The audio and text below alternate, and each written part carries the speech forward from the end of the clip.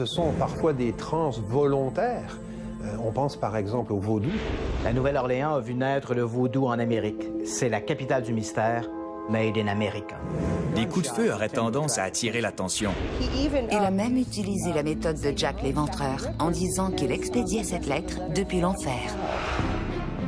En 1825, une riche femme de la Nouvelle-Orléans est soupçonnée de torturer ses esclaves. Qui osera confronter la belle et terrible marâtre? De 1910 à 1918, un mystérieux tueur terrorise les habitants de la Nouvelle-Orléans, sauf les amateurs de jazz, qu'il a promis d'épargner. En 1837, une grande prêtresse vaudou fait la pluie et le beau temps en Louisiane. Les Blancs la craignent, les Noirs la vénèrent. D'où lui vient ce pouvoir occulte? Meurtre, magie noire et sortilège, à dossier mystère.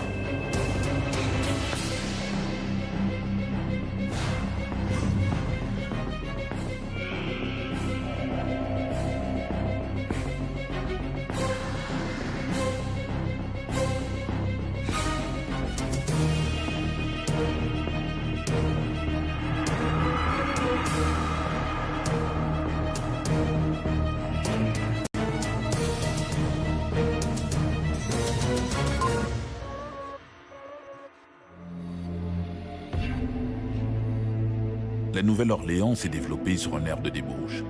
Sin City, la ville du péché comme on l'appelait, était un no man's land où la corruption régnait. Le vice attirait les aventuriers et les pirates qui y faisaient des affaires d'or. Le trafic des esclaves y était florissant. Toutes les grandes villes du monde ont eu droit à leurs personnages infâmes, amplifiés par la légende. La Nouvelle-Orléans, la ville de tous les excès, ne pouvait pas échapper à la naissance d'un tel monstre.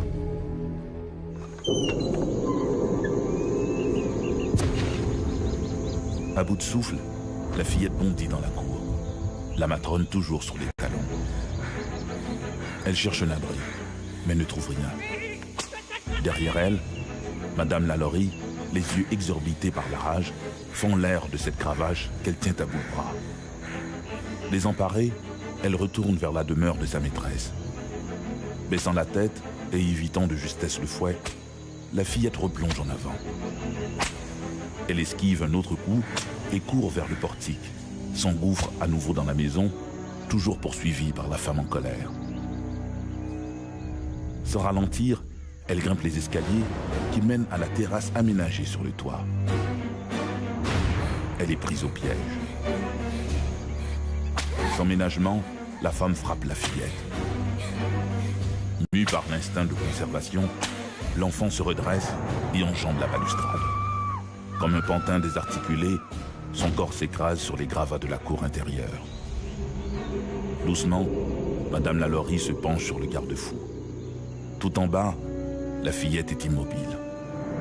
L'angle que forment sa tête et son corps montre qu'elle s'est brisé le cou en tombant. Sans se soucier davantage du sort de l'infortunée négresse, Madame Lalaurie retourne à ses occupations. Après tout, elle donne une réception ce soir et il y a tant à faire. Marie-Delphine McCarthy voit le jour le 19 mars 1787. Elle est le deuxième enfant de Louis-Barthélemy McCarthy et de Marie-Jeanne L'Érable.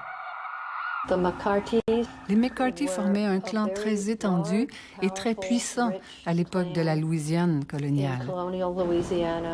Ils étaient officiers militaires, propriétaires de plantations, marchands, hauts fonctionnaires, une famille très puissante. Ils sont riches et ils offrent à leurs enfants une éducation bourgeoise et leur apprennent les bonnes manières. Une bienséance qui, en quelque sorte, restera l'un des charmes de Marie-Delphine. Elle semble avoir été une fillette heureuse durant son enfance et son adolescence. Et les gens remarquaient à quel point elle était jolie.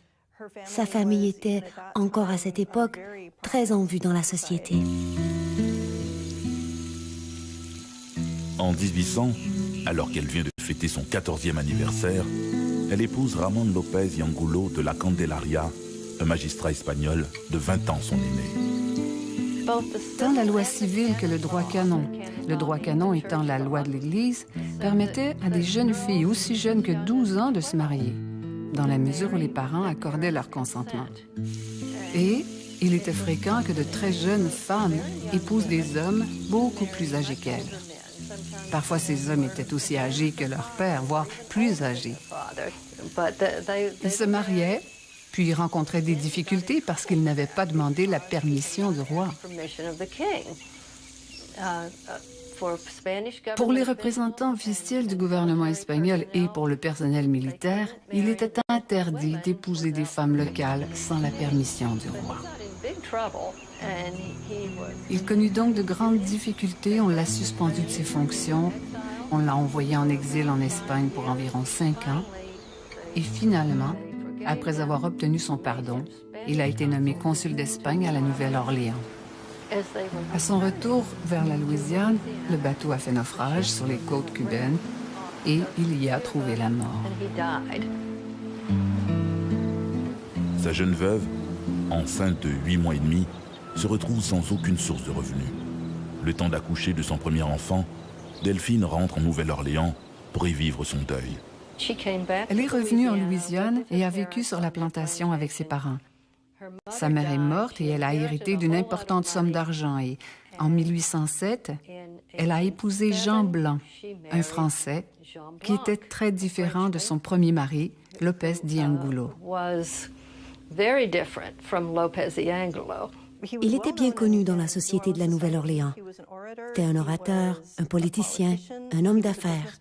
C'était également un négociant d'esclaves associé avec des pirates. On le savait associé avec Jean Lafitte. Et son frère, ainsi que d'autres gens de son entourage, étaient impliqués dans des entreprises pas très légales à la Nouvelle-Orléans. Puis il est mort.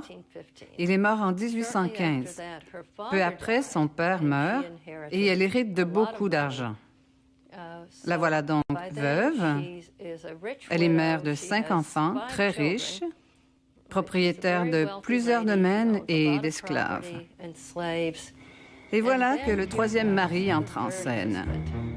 Après le décès de son second mari, Delphine, maintenant dans la trentaine, est une veuve immensément riche et elle est courtisée. L'un de ses soupirants se nomme Léonard Louis-Nicolas Lalaurie, un jeune Français fraîchement débarqué à la Nouvelle-Orléans. Il a étudié la médecine à l'université de Toulouse. Il avait 16 ans de moins qu'elle, venait d'une famille de classe moyenne d'un petit village de France. Son père et son frère étaient tous deux médecins. Lui venait tout juste d'obtenir son diplôme d'une école de médecine et il était venu à la Nouvelle-Orléans pour chercher fortune. Il apparaît comme un jeune homme très naïf. Il était ambitieux et son père lui avait dit « Va là-bas, établis-toi en tant que médecin, épouse une femme riche et reviens. » Alors, qui rencontre-t-il? Delphine. C'est à cette époque que les rumeurs de maltraitance commencent à circuler.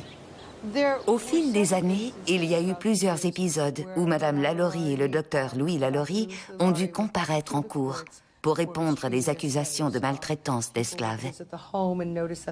Les visiteurs qui allaient chez eux remarquaient que les esclaves étaient émaciés, mal nourris.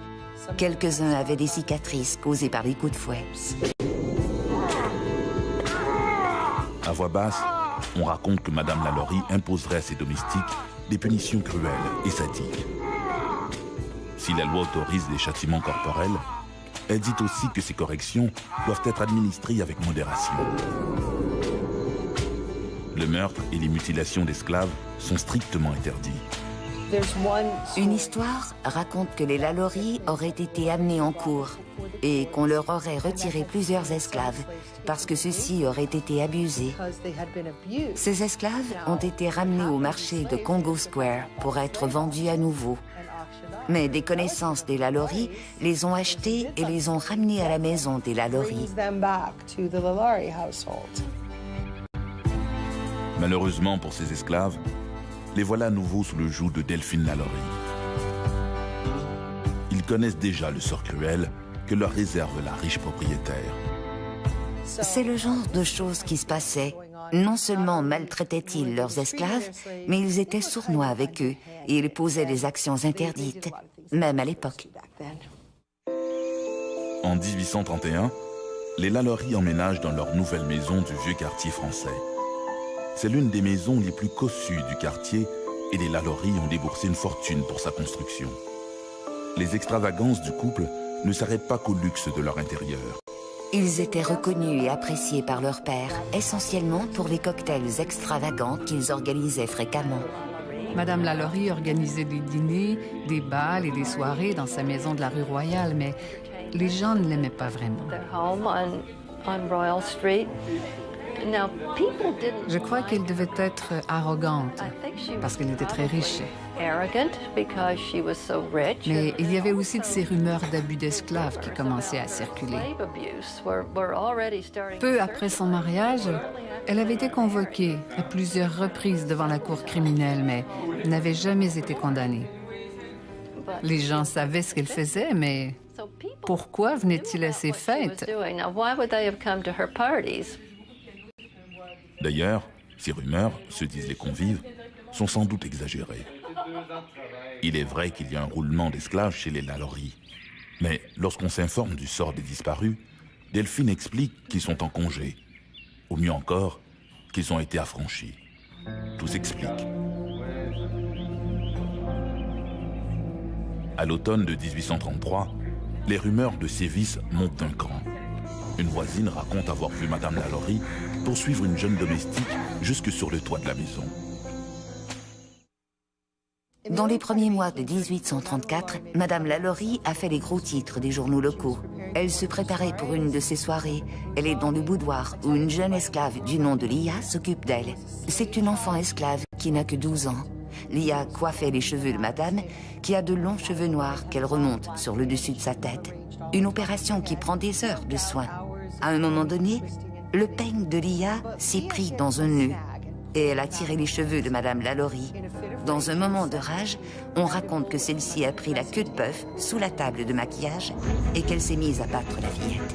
En panique, la jeune esclave Alia s'est enfuie dans la cour. Elle sait qu'à la moindre erreur, les esclaves sont sévèrement corrigés à coups de fouet. Et plus elle court, plus elle sait que sa maîtresse va s'enrager davantage après elle. Mais que faire d'autre que fuir?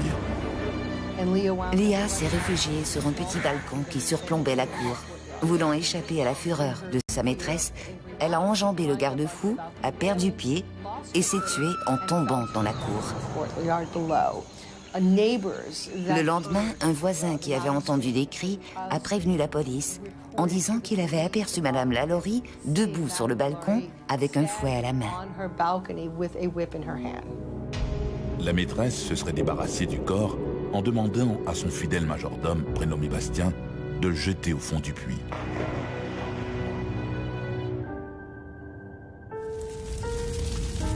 Le 10 avril 1834, en matinée, un feu éclate au domaine des Lalaurie. Le 10 avril 1834, un incendie éclate dans la maison des Lalaurie. Le feu avait pris naissance dans la cuisine. Maintenant, la configuration de la maison était telle que la partie avant, qui avait 3 étages, était la principale section de la maison. Ce qui forme maintenant les appartements tout autour de la cour constituait le quartier des esclaves et la cuisine était dans cette partie. Plusieurs voisins et amis se sont rassemblés pour porter secours et combattre le feu. Un de ses voisins, qui vivait juste de l'autre côté de la rue, était le juge Jean-François Canonge. Bien sûr, il avait eu vent de ces rumeurs à propos des esclaves emprisonnés. Et forcément s'est mis à demander, qu'en est-il des esclaves? Une esclave enchaînée à la cuisinière avoue avoir mis le feu pour se libérer du joug de sa maîtresse. Elle insiste, il y a beaucoup d'esclaves enchaînés dans le grenier. La porte était verrouillée et cadenassée de l'extérieur et on pouvait entendre des cris et des pleurs en provenance de l'intérieur. Il a fallu un pied de pitch pour enfoncer la porte. Madame Lalaurie a fait aménager cette chambre spéciale, un cachot qui n'est rien de moins qu'une salle de torture. Au grenier, on a trouvé ces esclaves dont les mieux portants étaient enchaînés, suspendus par le cou. D'autres portaient de lourds colliers d'acier. Ils étaient émaciés, avaient été battus. Beaucoup de gens se trouvant dans cette pièce étaient morts, mais il y avait quelques survivants qu'on a transportés dans des des hôpitaux de charité pour qu'ils y reçoivent des soins médicaux. Ils étaient pratiquement morts et tout le monde les a vus.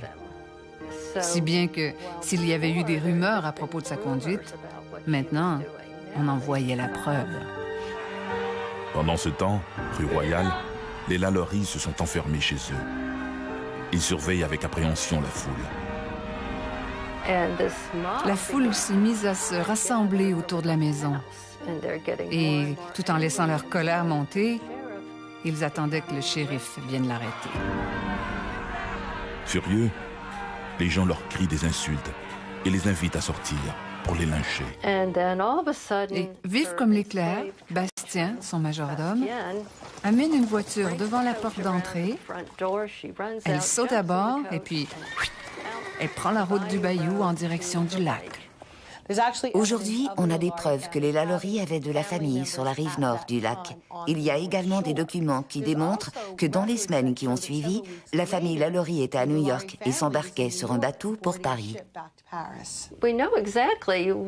Nous savons précisément à quel moment ils se sont embarqués pour la France. Et nous connaissons même le nom du navire à bord duquel ils ont voyagé, puisque le poète américain William Cullen Bryant était sur le même bateau. Il a rapporté le fait dans son journal.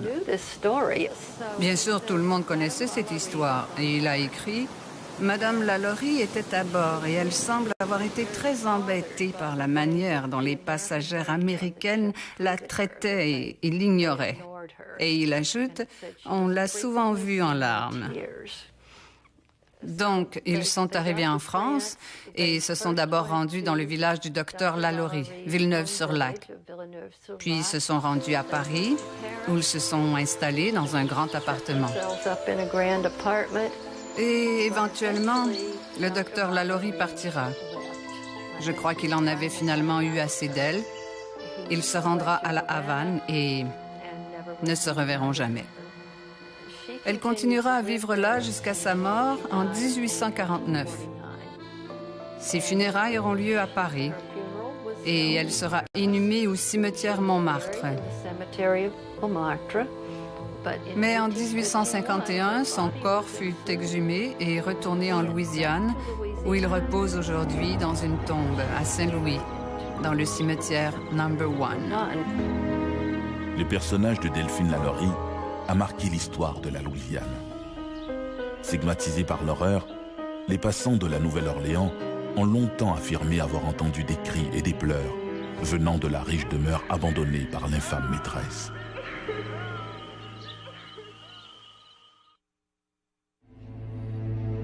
La maison Lalaurie, à la Nouvelle-Orléans, est aujourd'hui une référence pour les amateurs de sensations fortes.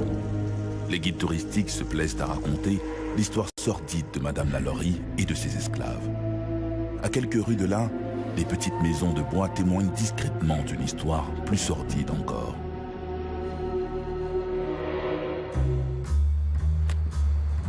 Arrivé derrière la maison, il s'arrête, attentif.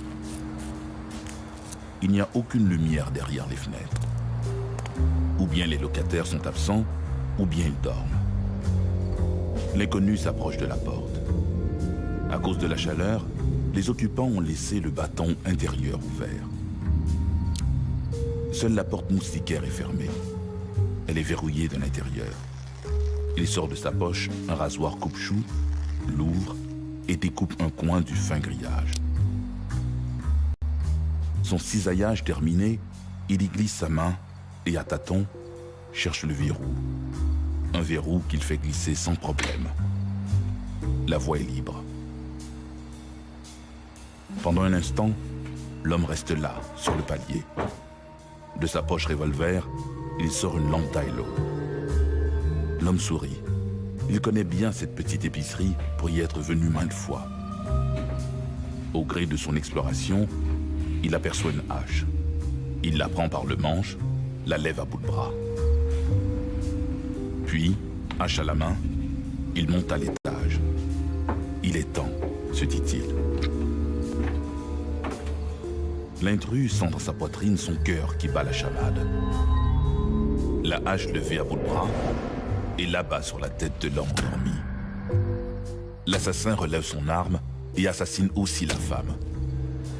Puis, comme si cette boucherie était insuffisante, il sort de sa poche son rasoir et leur tranche la gorge, à l'un et à l'autre. Une fois son crime consommé, il range sa lame, reprend sa hache et quitte les lieux. Il regagne Magnolia Street en fredonnant When the Sun Go Marching In. Après tout, rien ne vaut un petit air de jazz pour décompresser. La nuit, la Nouvelle-Orléans s'anime sur des airs de jazz. En 1911, puis en 1918, le jazz a servi de trame sonore à deux mystérieuses vagues de meurtres en série. Celle du tueur à la hache. Le crime non résolu le plus important de l'histoire de l'humanité est probablement celui du tueur à la hache. Une série de meurtres à la hache s'est déroulée entre 1911 et 1912 dans la partie ouest de l'État de la Louisiane, près de la frontière du Texas. Ces meurtres semblaient se rapprocher de la ville, puis vers la fin de l'année 1912, ils se sont arrêtés. Puis en mai 1918, les crimes ont repris, mais cette fois dans la ville de la Nouvelle-Orléans. La seconde vague de meurtres du tueur à la hache est particulièrement sanglante. Elle débute la nuit du 22 mai 1918.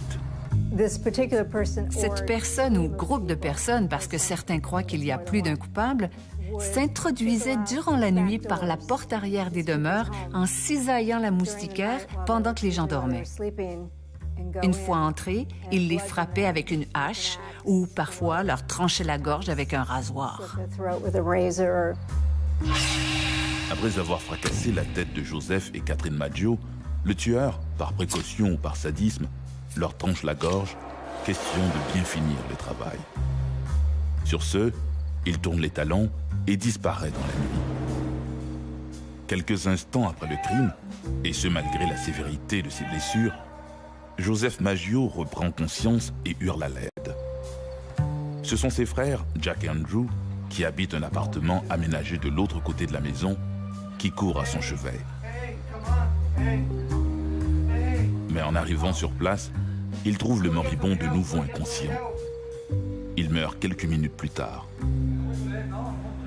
C'est la consternation. Pendant un temps, les enquêteurs suspectent les frères Maggio du crime.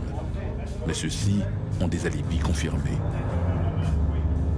La police envisage alors la piste d'un rôdeur qui aurait assassiné les Maggio pour les voler. Il ne semble pas y avoir de motif particulier à ces meurtres. Ce n'était pas pour le sexe, car il n'y avait pas de viol. Ce n'était pas pour de l'argent non plus, puisqu'il n'y avait pas de vol. Le seul indice laissé par l'assassin est cette hache maculée de sang retrouvée près de la porte arrière.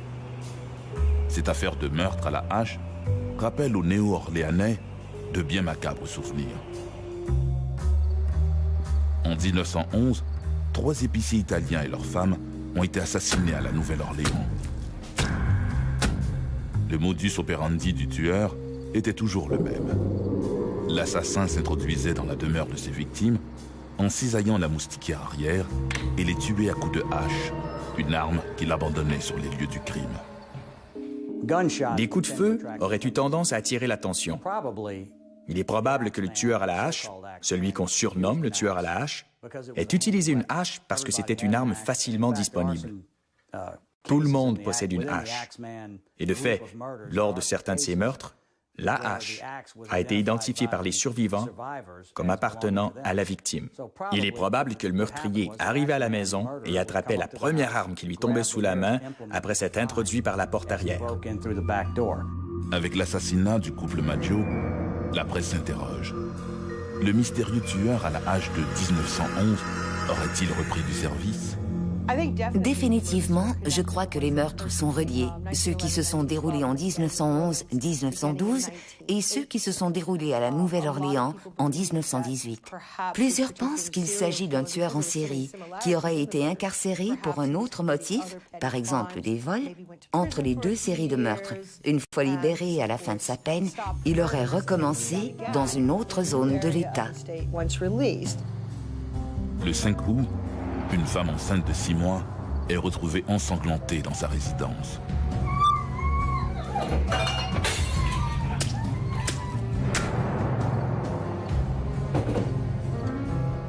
Cinq jours plus tard, c'est un certain Joseph Romano qui est assassiné dans son sommeil. Les policiers découvrent encore une fois que l'assassin est passé par la porte de derrière en découpant la moustiquaire. Il apparaît de plus en plus évident qu'un tueur en série a fait de la Nouvelle-Orléans son terrain de chasse. Beaucoup de gens, incluant des policiers, ont cru que la mafia pouvait avoir un rôle à jouer dans ces affaires parce qu'il y avait une sorte de processus d'exécution dans ces meurtres. La motivation semblait relever d'un manège de chantage de la main noire. La main noire est une tactique de chantage que la mafia avait développée et perfectionnée dans les premières années du 20e siècle. En un mot, un racket de protection. Voilà ce que c'était devenu. Vous menacez le propriétaire d'un commerce, il doit vous payer ou quelque chose de désagréable va lui arriver. Et dans ce cas-ci, ce désagrément était l'assassinat. Charles Cortimiglia, sa femme Rose et leur fillette de 6 mois sont agressés dans leur sommeil. Les époux, encore une fois des petits commerçants, survivent à leurs blessures, mais pas leur enfant. Remise de l'attaque, Madame Cortimiglia accuse bientôt des épiciers rivaux, Frank Giordano et son père Orlando, d'être les agresseurs. Les Giordano sont arrêtés. Madame Cortimiglia reviendra éventuellement sur son témoignage, forçant la relaxe des Giordano. 4 jours après l'agression contre les Cortimiglia, le Times-Picayune, le plus important quotidien de la Nouvelle-Orléans, publie une lettre signée apparemment par le tueur. En mars 1919, quelqu'un s'identifiant comme le tueur à la hache écrit une lettre au Times-Picayune en affirmant qu'il allait perpétrer sa prochaine attaque à un moment précis, minuit 15, et qu'il allait épargner quiconque ferait jouer du jazz dans sa maison. Et bien sûr, cela a plongé la population dans une frénésie musicale. De toutes les maisons émanaient des airs de jazz, de peur que s'ils ne le faisaient pas, le tueur à la hache allait venir chez eux. À ce point, les gens croyaient avoir affaire à une sorte de créature surnaturelle. Il a même utilisé la méthode de Jack l'Éventreur, en disant qu'il expédiait cette lettre depuis l'enfer. Le 19 mars, aucune agression n'est rapportée. Il faut dire que ce soir-là, les citoyens n'ont jamais autant fait jouer du jazz sur leur gramophone. Maintenant, s'agit-il d'une blague imaginée par quelqu'un ou était-ce vraiment le meurtrier? Personne ne sait. Le 27 août, Steve Boca, un épicier, est agressé dans sa résidence d'Elysian Fields Avenue.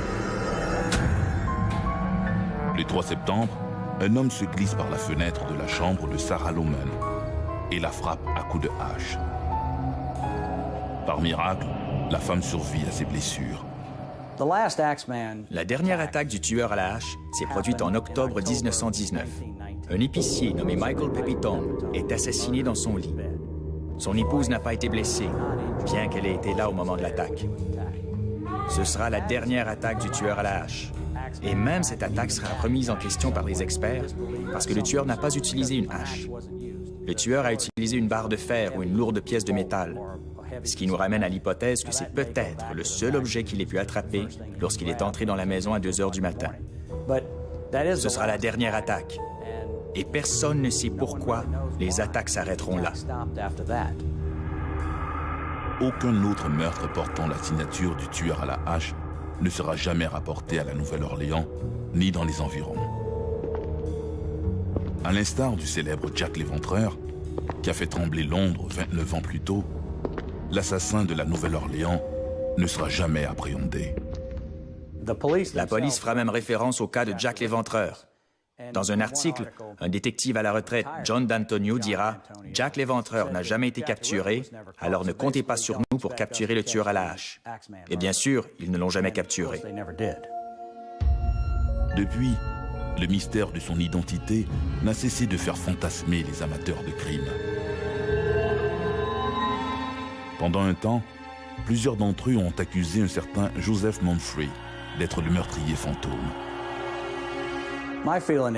Mon sentiment est que Joseph Monfrey était le tueur à la hache. C'était un membre de la main noire qui pratiquait l'extorsion. Il a passé un moment en prison pour avoir lancé une bombe dans une épicerie. Il était à la Nouvelle-Orléans et connaissait Madame Pepitone. Elle a épousé un autre propriétaire d'épicerie d'origine italienne, nommé M. Albano, lequel a disparu à Los Angeles. On l'a présumé mort. On ne l'a jamais revu. Joseph Monfray était venu à la maison de Mme Pepitone pour lui réclamer 500 $. Monfray avait probablement kidnappé M. Albano et réclamait une rançon à Mme Pepitone, qui l'a abattu.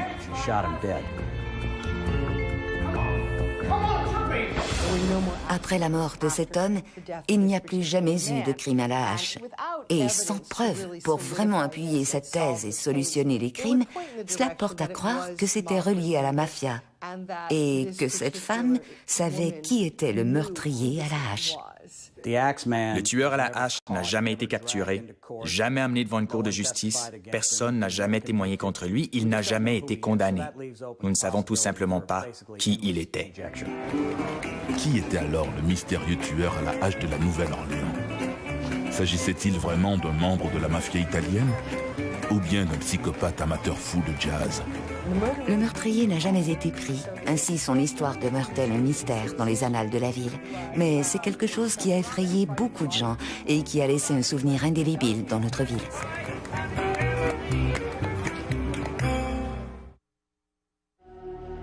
Le jazz, prisé par le tueur à la hache, est un mélange de musique issue des champs de travail des esclaves noirs de la Nouvelle-Orléans.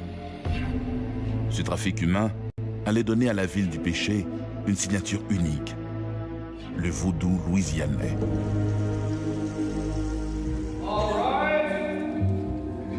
Dans la salle du tribunal, le juge fait son entrée. L'accusé, le fils d'un riche marchand, est anxieux. Les preuves contre lui sont accablantes. 3 piments ont été placés sous la chaise du juge ce matin-là. Le magistrat les repousse du pied. Faisant mine de rien, il jette un œil distrait à l'assistance. Il la voit. Elle est là, assise au premier rang. Elle le fixe de son regard perçant. Le juge consulte ses notes. Les procédures commencent. L'accusé sait qu'il n'a aucune chance d'échapper à une condamnation. Les preuves parlent d'elles-mêmes. Mais le juge est mal à l'aise avec cette cause. Marie Laveau, la grande prêtresse vaudou, qui le fixe toujours, est la plus redoutable adversaire de la Louisiane. Le juge ne porte qu'un intérêt mitigé aux arguments de l'accusation. Sa préoccupation n'est plus de trouver l'accusé coupable, mais de savoir comment, lui, il pourra échapper au mauvais œil de Marie Laveau. Contre toute attente, le juge tranche. Non coupable. À la consternation générale, il quitte le tribunal. Personne dans la salle n'avait prévu ce dénouement, sauf Marie Laveau, qui esquisse vers le prévenu un sourire de satisfaction. Venue d'Afrique avec les esclaves africains au XVIIIe siècle, la pratique du culte vaudou se répand parmi la population noire de la Nouvelle-Orléans. Pour la population blanche, il y a péril dans la demeure. Ces pratiques mystérieuses sont perçues comme subversives par la bourgeoisie blanche, qui ne se sent plus en sécurité nulle part à la Nouvelle-Orléans. C'est là qu'une habile métisse de la Nouvelle-Orléans va changer les mœurs de la ville, Marie Laveau. Sous son influence, magie noire, vaudou et christianisme vont enfin cohabiter. Quelque chose d'intéressant à propos de la Louisiane, c'est que le culte vaudou est la seule religion afro-catholique à s'être développée en Amérique du Nord. Et c'est parce que la Louisiane était à la fois française, espagnole et catholique, et non pas anglaise et protestante. Il n'y avait rien dans la religion protestante à quoi les esclaves africains pouvaient se rattacher. Alors, ça ne s'est pas développé dans le reste du Sud. Après la disparition de son premier mari, la veuve Paris, comme on l'appelle alors, se trouve un emploi comme coiffeuse. Ce travail lui permet de côtoyer les femmes blanches et créoles de la Nouvelle-Orléans. C'était une femme éduquée qui parlait plusieurs langues et qui avait suivi une formation de coiffeuse. À titre de dot, son père lui avait acheté une propriété dans le quartier français lors de son mariage avec Jacques Paris, un homme de couleur mais libre. Quelques mois après le mariage, Jacques Paris disparaît mystérieusement et elle commence à se faire appeler la veuve Paris. Elle prétend que son mari a été tué, car à l'époque, à titre de femme catholique, elle ne pouvait pas obtenir le divorce. Elle aurait été considérée comme une femme abandonnée. Les veuves sont respectées et, comme c'est une femme d'affaires, elle avait besoin du respect de la communauté. Elle insistait pour se faire appeler la veuve Paris. Autour de 1826, elle entre dans une relation de concubinage avec un homme blanc, descendant de la noblesse française, nommé Christophe Clapion. Et ils auront 7 enfants ensemble. Elle a de l'entre-gens et ses épouses frustrées se livrent facilement à elle, l'informant des derniers scandales et des rumeurs les plus choquantes. Peu à peu, Marie Laveau devient la gardienne des secrets scabreux de cette bourgeoisie féminine. En tant que coiffeuse, Marie Laveau était également infirmière, parce qu'à l'époque, les coiffeuses et les barbiers étaient autorisés à poser certains gestes chirurgicaux, comme retirer les verrues ou des kystes. Elle n'avait pas de boutique et elle se déplaçait dans les maisons pour coiffer les dames. Quelques-unes étaient malades, avaient un mal de gorge ou un petit bobo, et elle les soignait également. Marie s'est écoutée. Elle sait aussi utiliser ces informations à bon escient.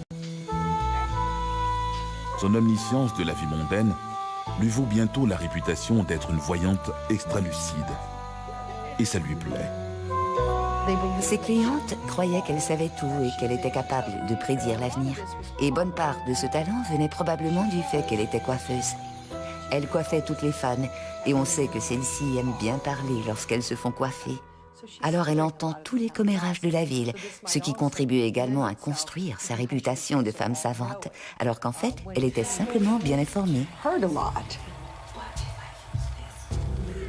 Elle offre des consultations et débute un commerce de gris-gris, d'amulettes, de talismans et de filtres d'amour. Les affaires vont rondement et Marie s'impose de plus en plus comme une puissante prêtresse vaudou. Marie Laveau était une prêtresse du culte vaudou. Et le vaudou est une religion. Elle ne pratiquait pas la sorcellerie ou la magie noire, qui sont des pratiques totalement différentes. Dans toutes les religions, vous avez la religion et les rites. Vous pouvez être religieux sans pratiquer les rites et vice-versa. Marie Laveau rencontrait diverses clientes ou membres de sa congrégation chez elle, rue Sainte-Anne. Et elle pratiquait divers rituels pour elle, des cérémoniales de guérison, et elle fabriquait divers accessoires pour elle, comme des amulettes, qu'on nomme gris-gris en Louisiane, un nom d'origine sénégalaise. Et ces gris-gris prenaient la forme de petits sacs, de petits paquets.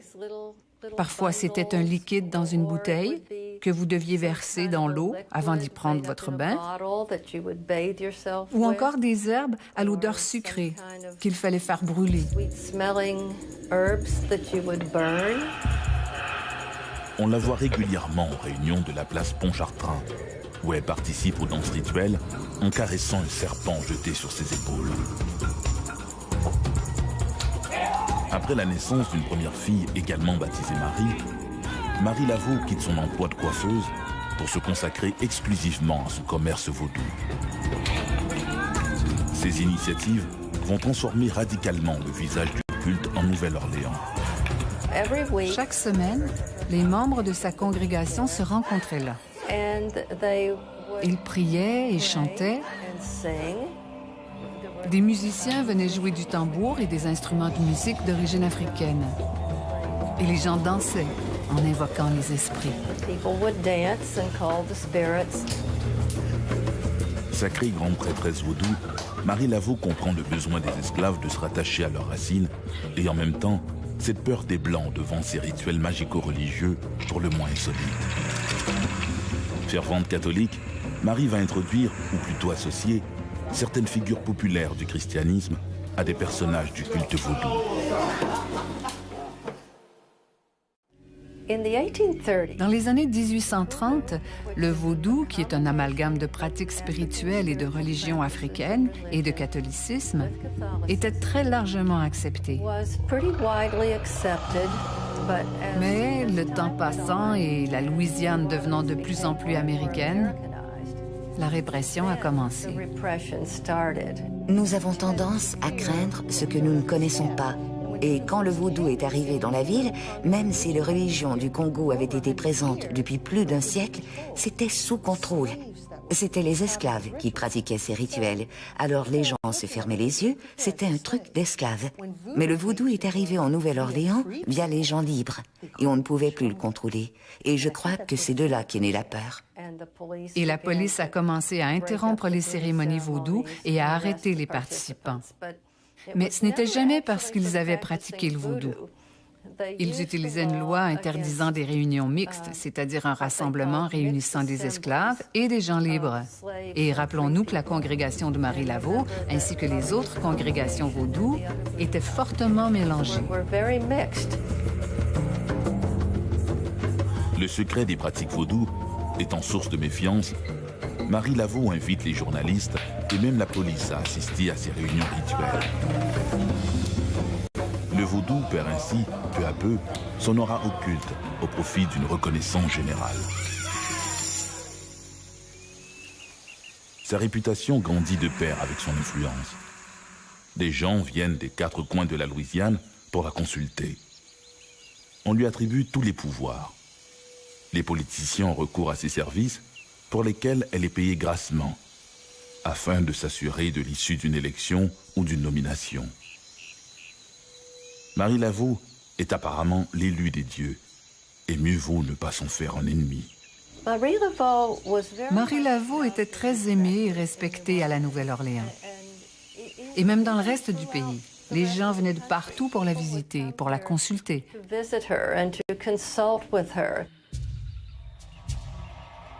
À l'automne 1837, l'arrestation du fils d'un marchand prospère va contribuer à la célébrité de Marie Laveau.